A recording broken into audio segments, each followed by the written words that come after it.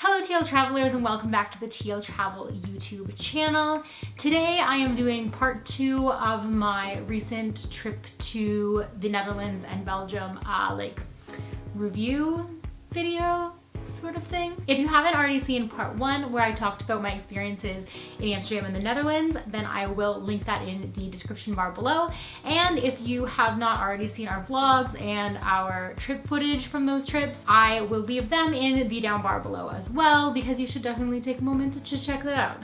But today I am talking about my experiences in Belgium, what I liked, what I disliked, my personal opinion, not necessarily going to be yours, but I just wanted to share with you guys so that you could get a better feel of what the experience was like and if it's something that you might enjoy or not enjoy yourself. So Belgium is actually a place that I did not make it to on my first backpacking trip to Europe, so this was my very first experience in that country entirely, and I'm going to be basing my opinions mostly on, I would say that we spent I don't know. We were on a mid-range budget, but we got a really good deal on a luxury hotel, so we did luxury on a mid-range budget.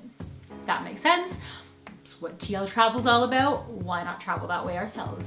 Right? So we actually stayed at the Hotel Heritage Relais and Chateau, which is really close to the city center. So one of the things again that I loved about Bruges, which I don't know if I mentioned, that's the city that we chose to stay in, was very similar to Amsterdam, which was the walkability. And I found Bruges even more so. Maybe because we were closer to the city center, or maybe just because the sites are a lot closer together, but it was super easy in half an hour to 45 minutes to do just our own self-guided walking tour of all the things that we wanted to see. And while Bruges didn't really seem to have the nightlife that a larger city would have, we just really appreciated it for a nice, relaxing, small, picturesque, or smaller, picturesque city that we could just walk around and enjoy and take pictures and stop for food, and it was just it was perfect for that. Speaking of being one of the smaller tourist cities with less sites, one of the things that we did actually really like about Bruges as well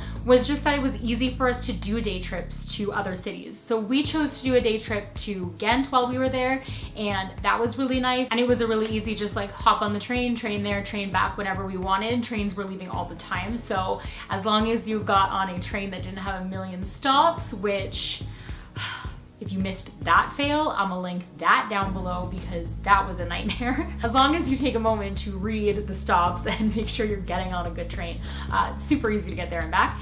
And Antwerp is close by, so you could do a day trip into Antwerp as well. And really, if you're just looking for smaller towns to go and take a look at or check out shops or whatever, there's a ton of places that you can go in a good amount of time. I know that by European standards, certain places are far.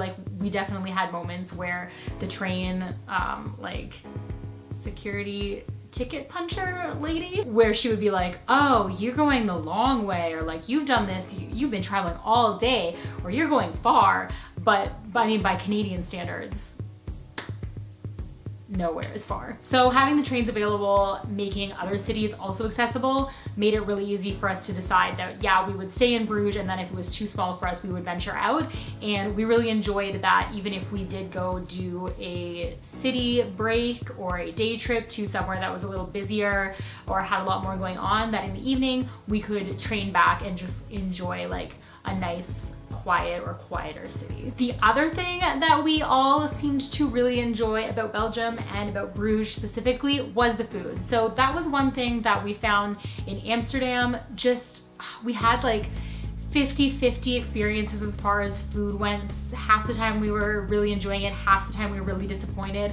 When we were in Bruges, we specifically stuck to a lot of seafood because obviously, location, and I don't think that we were ever disappointed. That, along with the yummy street food and treats at the markets and the chocolate, oh my gosh, the chocolate, I don't think we had a bad food experience even one time.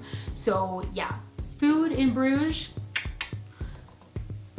10, 50 million points. And then as far as disappointments went, we again weren't really disappointed in much of anything in Bruges. I think it was more so just little things, for Derek and I especially, who really like viewpoint hikes and climbing to the top of things to like get a good vantage point over the city. There just wasn't really a lot. And then to go along with that, we couldn't fly the drone there. So if you are another YouTuber, videographer person, not being able to fly the drone drove us crazy. And we had no trouble bringing it in on the train, but they do have really strict laws regarding flying it, so we didn't try. So again, because we were always trying to like get up and get a vantage point over the city so that we had footage to put in videos, it was frustrating that like every time we found someplace that we could see over the city and take some video, it was another 10 euros a piece, so 20 euros, so like $50 or whatever. But all in all, we loved our time spent in Belgium and Bruges specifically, and would definitely go back.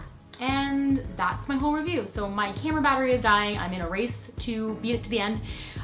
So I'm gonna leave it here. If you have not already subscribed, definitely do so. We post new travel content every Thursday and Sunday. And until next time, stay great, travel safe. Bye.